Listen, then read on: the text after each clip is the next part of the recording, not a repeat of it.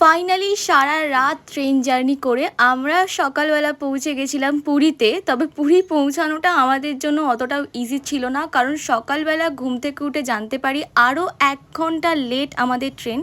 ঘুম থেকে উঠে যখন দরজার কাছে একটু গেলাম তখন দেখি জাস্ট ভুবনেশ্বর পেরোচ্ছে, আর ভুবনেশ্বর ক্রস করছে মানে পুরী ঢুকতে তখনও অনেকটা লেট। তো আমি একটু ল্যাদি খাচ্ছিলাম, সত্যি কথা বলতে আমার তো ঘুমের চোখ একদম ঢুলু ঢুলু, কিন্তু কিছুতেই এক্সাইটমেন্টে সারা রাত আমি ঘুমাতে পারিনি।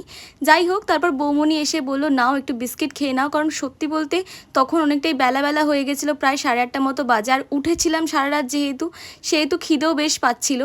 তারপর আমরা পৌঁছে যাই পুরী স্টেশনে। কতদিন পর ফাইনালি স্টেশনটা দেখতে পেয়ে মনের মধ্যে যে এত বেশি শান্তি আর এত বেশি উৎসাহ কাজ করছিল, মানে আমি বলে জাস্ট বোঝাতেই পারবো না।